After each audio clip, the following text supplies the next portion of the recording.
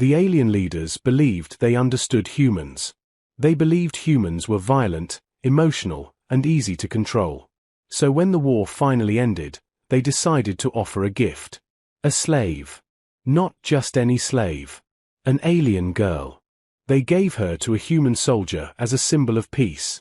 A quiet gesture meant to end the conflict forever. But they made one terrible mistake. They gave her to the wrong human. And within hours, the entire galaxy would realize something terrifying about humanity. Humans do not accept chains. A planet split by old wars. From orbit, the planet partition looked like it had been cracked open by a giant hammer. Long glowing fractures ran across continents, thin blue lines of ancient energy technology that hummed quietly even from space. Cities had been built carefully around those fractures, like nervous neighbors living beside sleeping volcanoes. Sergeant Ethan Hale watched the strange world through the dropship window. The glass in front of him was scratched and cloudy from years of military repairs, but the view was still clear enough. Partition was old. Not ruined. Not dying. Just tired. Ethan leaned forward with his arms resting on his knees. "Beautiful," he said quietly. The pilot laughed. "Beautiful? That's a maintenance disaster." Ethan smiled. "Pilots think everything is a maintenance disaster." "That's because everything is." Behind Ethan, Corporal Malik snored loudly with his helmet tilted over his face. Ethan reached back and flicked the helmet. Malik woke instantly. "Contact left." "There is no contact," Ethan said calmly. Malik blinked. "Oh." He relaxed. "Right. Peace." He said the word like it was temporary, because everyone knew it probably was. The war that shouldn't have happened. The war between humans and the Ellerin Collective had lasted 7 years. 7 long years of confusion. Because the Ellerin were not aggressive. They were ancient, elegant, and extremely intelligent. Their technology bent light itself. Their ships appeared out of empty space. Their weapons could disable entire fleets without destroying them. Yet somehow, humans had still fought them to a standstill. No one in the galaxy understood how. Not even the Ellerin. And that made them nervous. Very nervous. Arrival at the Citadel. The dropship landed smoothly near the alien capital. The Citadel looked like a frozen ocean wave made from pale stone. No edges. No windows. No visible defenses. Ethan didn't trust buildings without defenses. He stepped onto the smooth surface carefully. 5 tall alien figures waited for him. They looked almost human. Almost. Their ears were long and elegant, curving slightly backward. Their eyes were calm. Too calm. These were not soldiers. These were leaders. One stepped forward. Sergeant Ethan Hale. Ethan nodded. "That's me." The alien inclined his head. "You have come. Well, you invited me." The alien studied him carefully. For a moment Ethan felt like he was being examined in ways he couldn't understand. Then the alien nodded. "Yes. You were." The silent girl. They led Ethan inside the Citadel. There were no doors. No lights. Yet the entire structure glowed softly, like the walls themselves were alive. Ethan didn't like that. The floor reacted when he stepped. Where his boot touched, the light dimmed slightly. Malik whispered behind him. "Sir." "Yes. I think the floor noticed us." Ethan sighed. "Great." They walked deeper into the massive chamber. And then Ethan saw her. A single figure standing in the center of the room. She looked human. Too human. Her skin was pale and smooth. Her long silver hair rested quietly on her shoulders. Her ears were longer than the others. Her posture was perfectly still. Her eyes stared forward without blinking. Ethan slowed his steps. Something about her felt wrong. Not dangerous. Just wrong. The alien leader gestured toward her. "This is the offering." Ethan waited. The alien said nothing else. Ethan blinked. "That's it." The alien nodded. "She is yours." Ethan froze. Mine. Yes. Ethan pointed at himself. Mine. Then pointed at her. Her. Yes. Malik slowly stepped backward. He wanted absolutely nothing to do with this conversation. The translation problem. Ethan rubbed his forehead.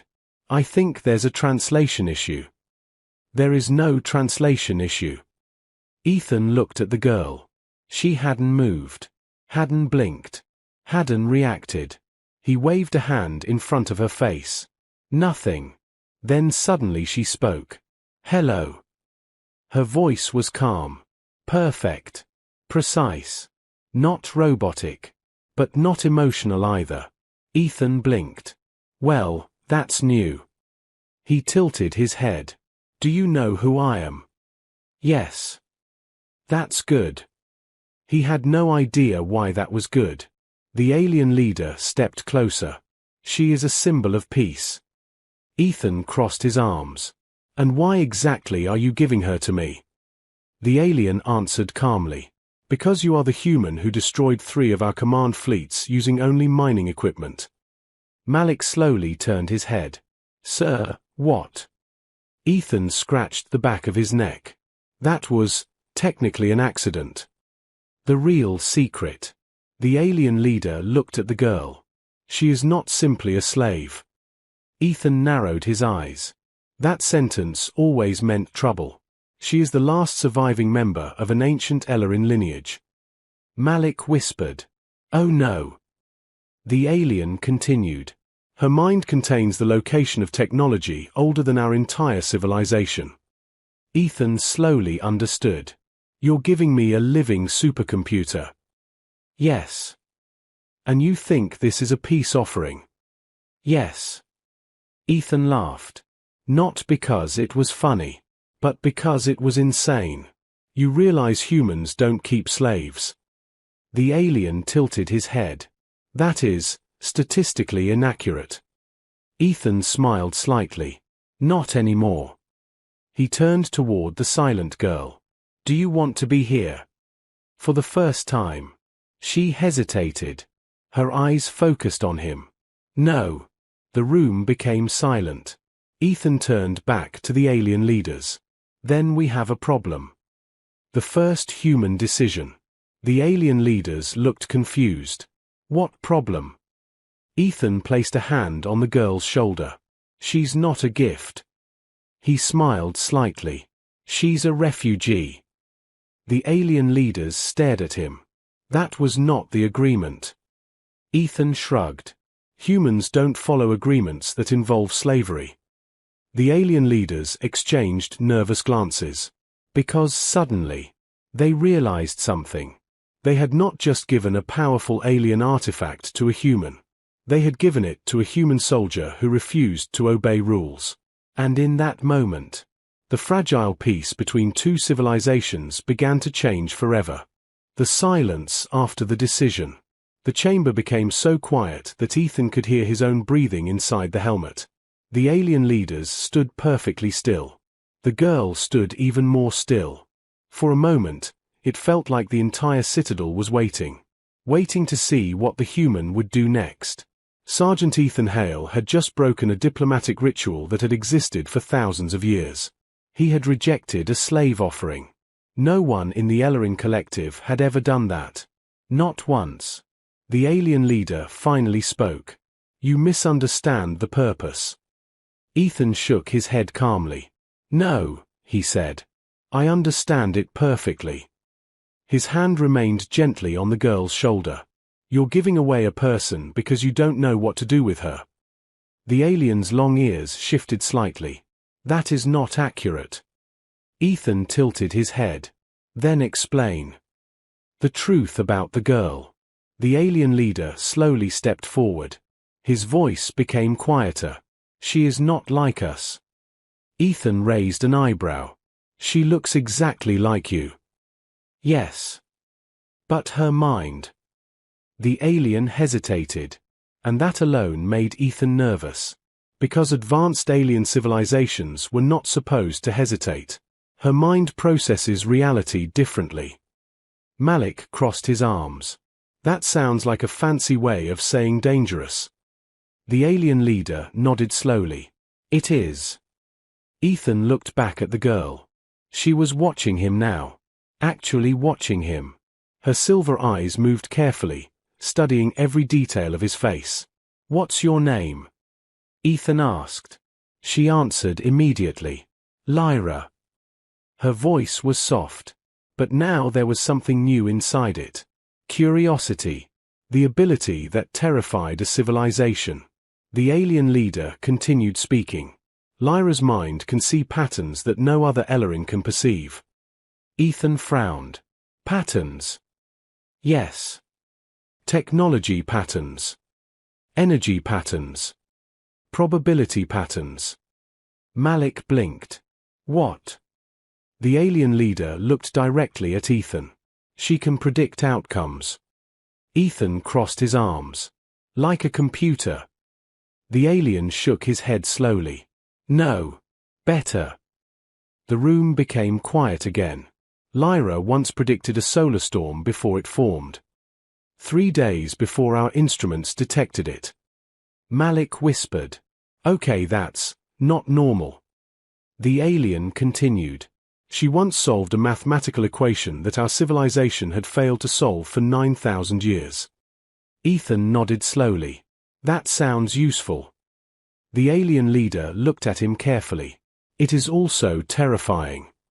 The problem with predicting the future. Ethan leaned slightly closer. So what's the catch? The alien answered instantly. She cannot turn it off. That made Ethan pause. Lyra lowered her eyes slightly. I see patterns everywhere. Her voice was calm, but there was something tired in it. When ships move, I see the trajectory. When machines operate, I see their failure points. When people speak, I see the decisions they will make. Ethan blinked. You can predict people. Not perfectly. But often. Malik slowly stepped backward. Sir, I don't like this. Ethan ignored him. He was still studying Lyra. You predicted something just now, didn't you? Lyra looked at him. Yes. What? You would refuse the gift.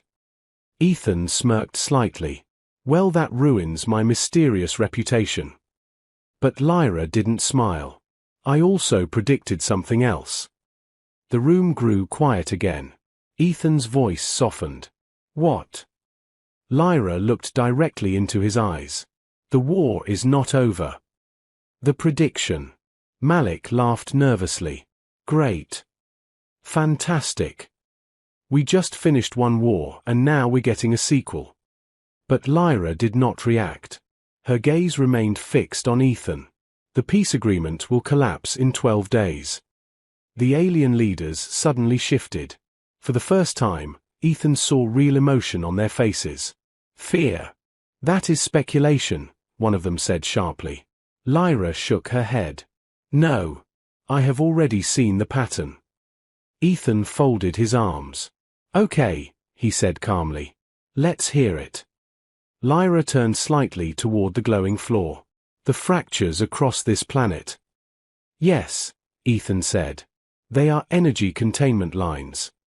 They hold back something beneath the surface. Malik blinked. I'm sorry, what? The alien leaders exchanged worried glances. One of them spoke quietly. She was not supposed to know that. Lyra looked at Ethan again. They are failing. The hidden threat. Ethan's expression became serious. How long? Lyra answered immediately. 16 days. The alien leader interrupted quickly. That is impossible. Our systems show stability. Lyra shook her head. Your systems measure the wrong variables. She knelt and placed her hand gently on the glowing floor. I can see the pattern inside the energy field. The fractures are expanding. Ethan crouched beside her. And what happens when they break? Lyra looked up slowly. The core beneath this planet wakes up. Malik rubbed his face. Of course it does. Ethan frowned. What core? The alien leader finally answered. His voice was almost a whisper. An artificial star. Ethan blinked. You built a star, inside your planet? No. We imprisoned one.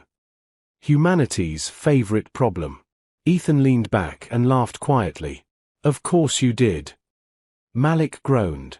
Sir, this is exactly the kind of thing humans accidentally blow up. Ethan stood up slowly. He looked at the alien leaders. You've had thousands of years to fix this. Yes. And? We failed. Ethan nodded. That sounds about right. The alien leader frowned. You are not taking this seriously.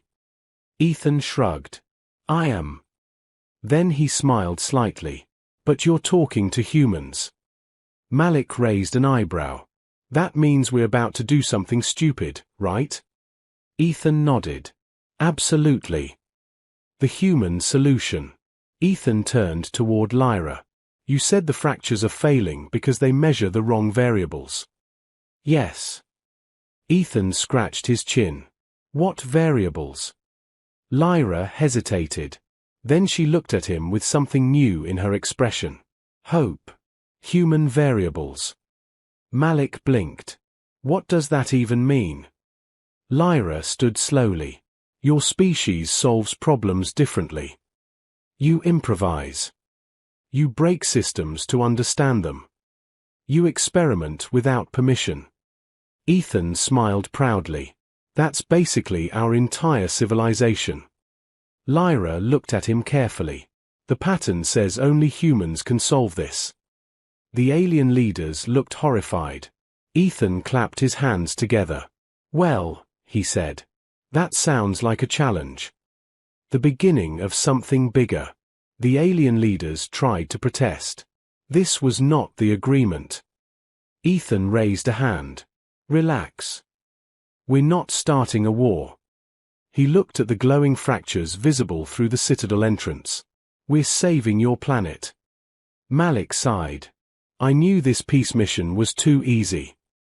Lyra stepped closer to Ethan. Her voice was quieter now. There is something else. Ethan glanced down. What?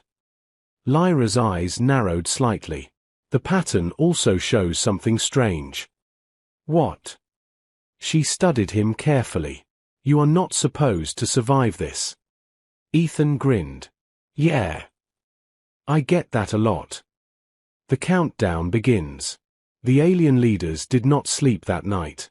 Neither did Sergeant Ethan Hale.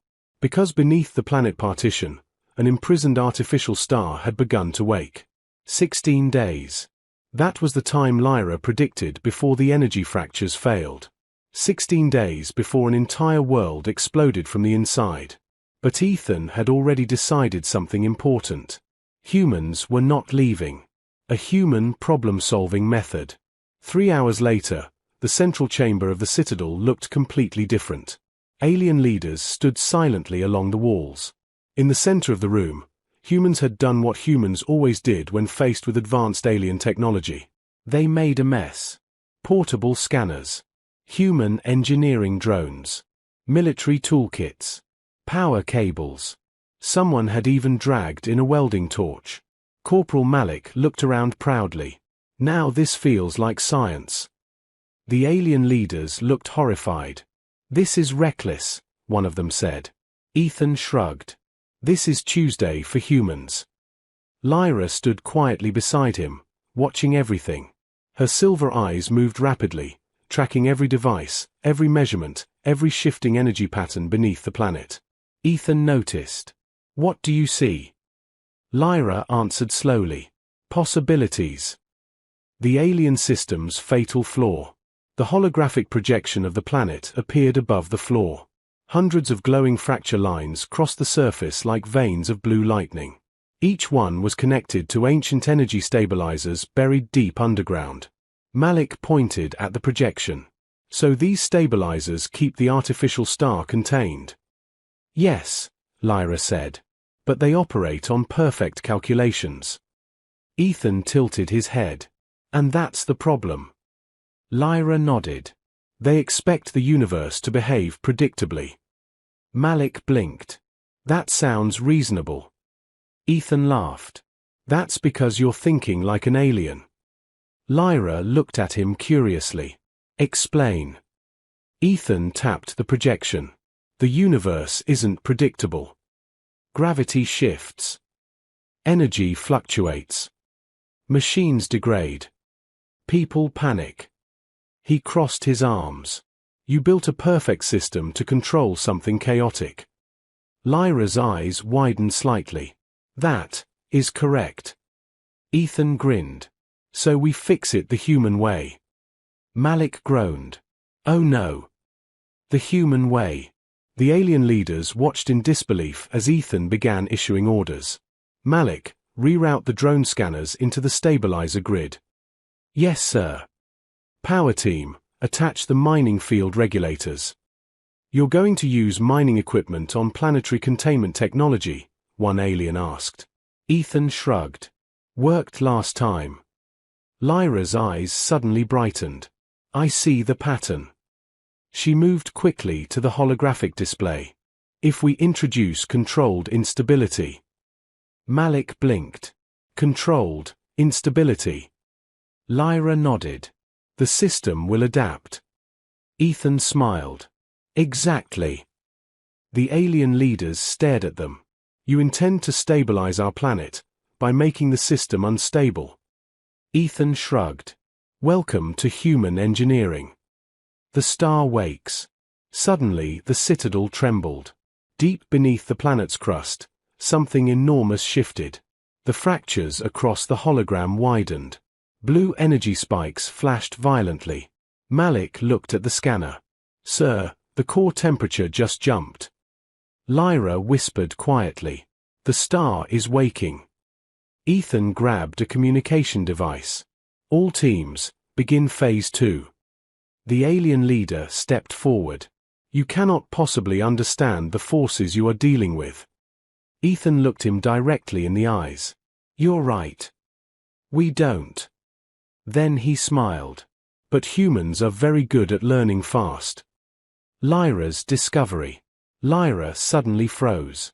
Her mind raced through thousands of patterns at once. Energy equations. Machine responses. Human behavior. And suddenly, she saw something new. Something no Ellerin had ever predicted. She looked at Ethan. You are changing the probability. Ethan frowned. What? You are making outcomes that should not exist. Malik laughed. That's basically our entire military strategy. Lyra continued watching Ethan carefully.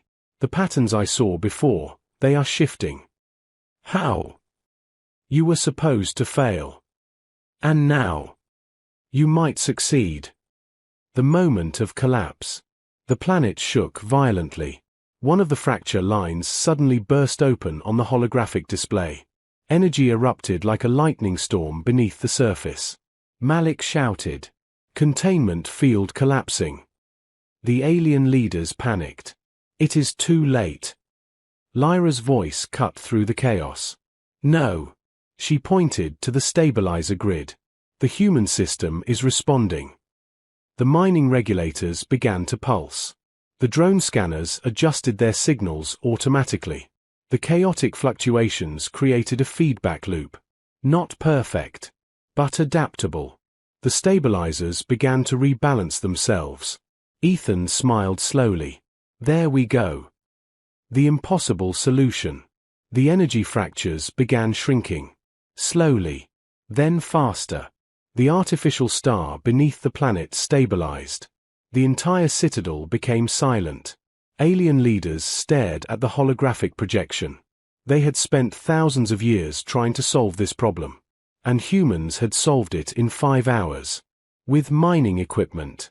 One alien whispered quietly. How? Lyra answered softly. Because humans do not try to control chaos. They work with it. The moment the galaxy learned the truth, the alien leader slowly turned toward Ethan. You saved our world. Ethan shrugged. Team effort. Malik raised a hand. I'd like to remind everyone that this started because they tried to give us a slave.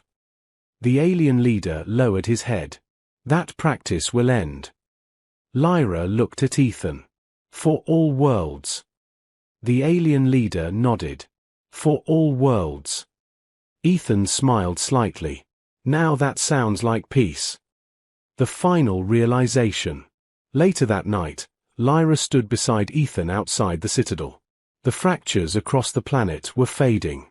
For the first time in centuries, the world was stable. Lyra spoke quietly. I predicted something else. Ethan leaned against the railing. Oh. Yes. What? The galaxy will fear humans. Ethan raised an eyebrow. Why? Lyra looked up at the stars. Because you solve problems that should be impossible. Ethan smiled faintly. That's not the scary part. Lyra turned to him. What is? Ethan looked out into the darkness of space. The scary part. He grinned. Is that humans actually enjoy doing it.